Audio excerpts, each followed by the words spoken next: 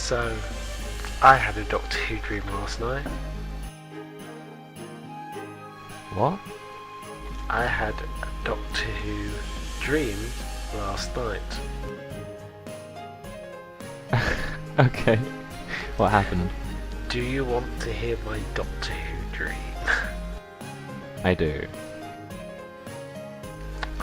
Once upon a time, me, you, we were in your front room, and some friends had come over because the Doctor, and this is the real life Doctor, not the TV studio, the real life Doctor came from the future to show us some shit from the future. We were like, okay, that sounds really nice, that sounds quite cool, okay, we'll let you in, you're a bit wrinkly, but that's okay, we'll let you in. And he started showing the TV, and he was like, right, augmented reality, here we go, in his Scottish accent, he said, in English.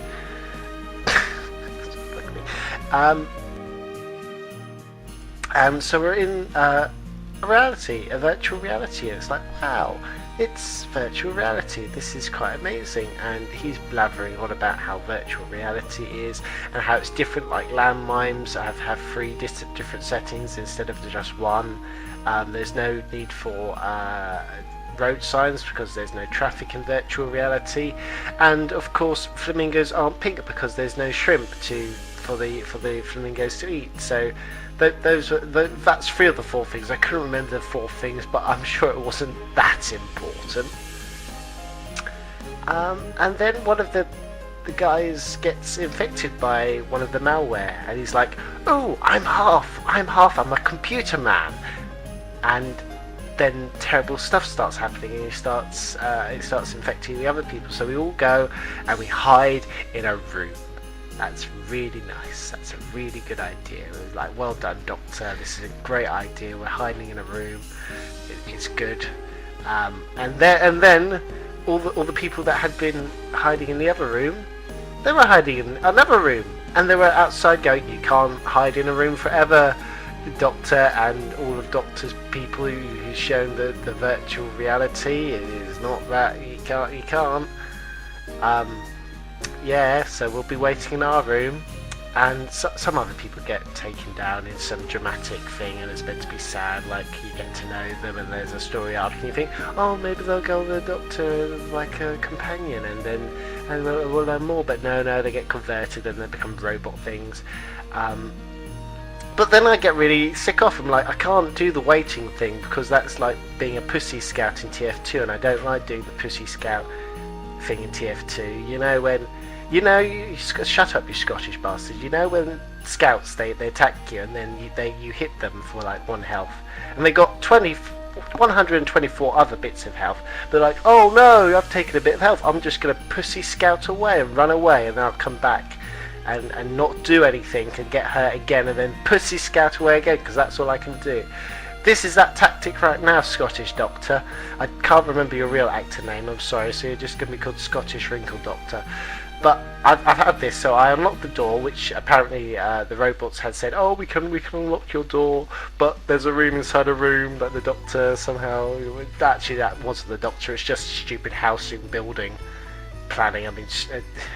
It was a stupid house designer in virtual reality. It doesn't make much sense, but that's virtual reality for you. So I go outside of the 2 rooms, and they're hiding in the room, and they're all sitting around the Christmas tree, and the half human, half robot guy who's like, I'm half human, I'm both, like both excited but also dreading it. And then it's realised that he's becoming more and more of a robot, and they're going to touch me and convert me. I'm like, hang on, just wait a moment, I just want to see this through. And he's like, and then he said something, but it's like the penultimate thing. It's like, oh, holy fuck, he said that thing right now, that's amazing. But I can't remember it, so lol. And then they all turn into Christmas presents because that's virtual reality. And I'm like, oh. And the Doctor's like, well, what's that? And I'm like, Scottish Wrinkle Doctor, you haven't thought of anything smart. I just say don't touch those presents because they're probably no good. They might still convert you. Let's just get out of virtual reality like we could have done in the first place, but we didn't do for some silly reason. And we can have a think about it. So we get out of virtual reality, and he's like, I brought this from the future so you can work out these kinks. And I'm like, thanks, Doctor, but if you haven't really realised, I have about 2 bazillion hours in Team Fortress 2, and Camden here is a Camden. And the friends you've invited me here, that some of them turned into presents in virtual reality, and some of them just are incapable, just idiots, you know. Thank you, Doctor. And then he went on his merry way, and it was like blah blah blah blah blah blah blah blah blah blah blah, and that was the Doctor Who episode that Stephen Moffat officially wrote. The end. That'd be great. You know, you could sell that to BBC as an episode. Dear Stephen Moffat, I had a dream about Doctor Who, and I think it would be better than some of the recent episodes you wrote. Here, don't fuck it up. Oh, that's true. Yeah. Also, you could put like, I've got this picture of you, Moffat, of what you get up to in the gents' toilets. So, also I've enclosed a $5, so. In this email. Yeah. Just ignore I'm faxing through to you. Just ignore the £5 Dumbledore note. face on it.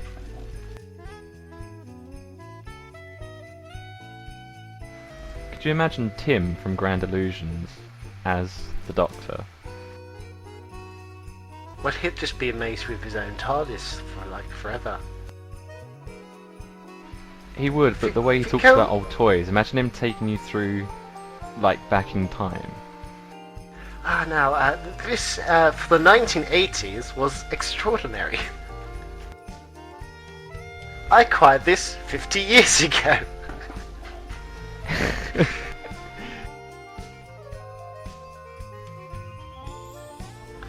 This came out 20 years ago, which I required 30 years ago. Good old Tim. Acquired. Not required. Acquired. Inquired. Inquired. And when he's because all the doctors recently do that furrowed, what's this face? Like they don't know what it is. So Tim could be just like,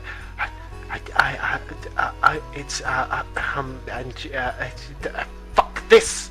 Yeah, you'd never be able to leave his TARDIS because there'd be so much in there he'd be showing you. And because it's bigger on the inside, there's so much room with Time Lord technology that he would have so much space to put his old toys in. Because I'd imagine in real life he's limited to space of what he can keep. But if he had a TARDIS... He is the Doctor. With his universal greeting. Wow, that's cool, man. Yeah. And the Daleks come and invade, and they're like, they're doing their exterminate shit. And Tim's just like, not nice. And the Daleks are like, oh, okay, we're sorry. Of course, the exterminating ones. What else could a Dalek do? This is my TARDIS. I wear it all winter long. And if you press some buttons, it woohoos! What else could a box do? So is that the noise instead of the sound of rips tearing through, the fabric of time and everything? That's what it actually sounds like, but the BBC can't actually disclose that sound because it's copyrighted by Tim. Copyrighted since 1298. There we go. That's it. There we go. Found it on the wiki. And then the master would be the evil windmill blower. I think Tim is actually part of the BBC, or he's been advertised in the BBC as the man who is bringing back all these old toys, and he's the man to watch, to see about old things. That is the He man. was on like BBC News or something. Come here, Doctor. It's a windmill.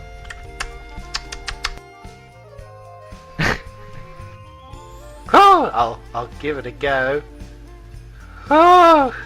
And then that dramatic opening happens. And then he does it, and then that's what scares him, and that's what makes him run away from Gallifrey. That's the big reveal. That's the big reveal that Stephen Moffat kept behind at the end of the last series of Doctor Who. If we take that scene, God. just put Dr. Wrinkle, Scottish Doctor, and the Master as the evil windmill blower, that's the end of the. That's flashback. Done. That's the plot.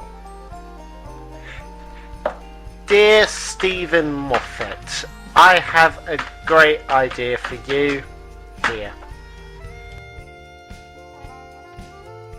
Wow. I mean, could you imagine Tim and that guy, like his friend,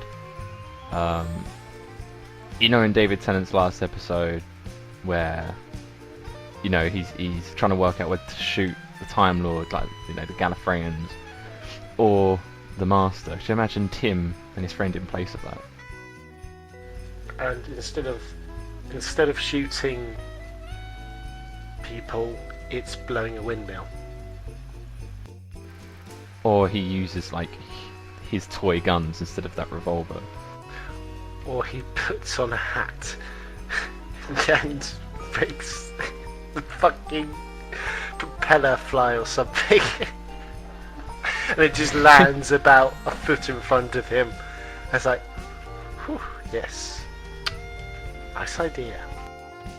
He should play the next Doctor. He should. He should. And I'll show you right now.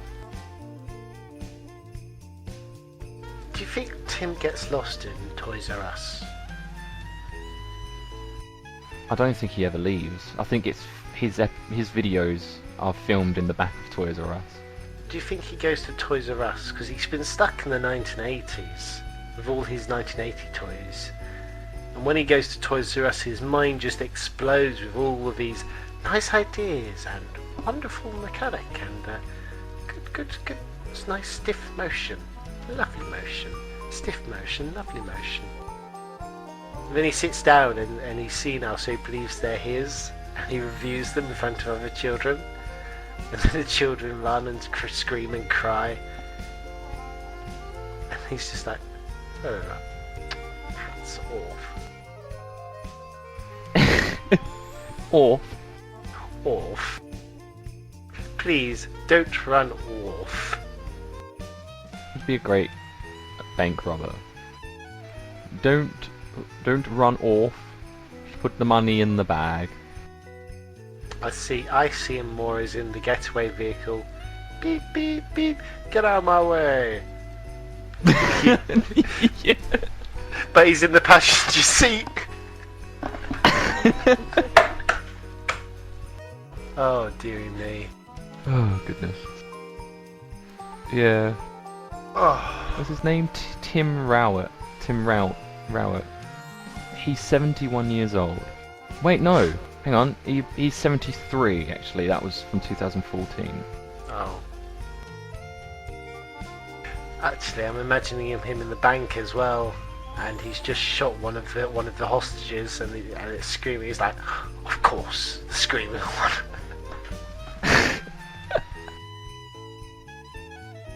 And then the police are here. He's trying to explain the toy mechanic of the hostage. He's like, you let me go, or I kill the hostage, you see, and if I put the knife in here and tap it, it screams. What else could a boy do?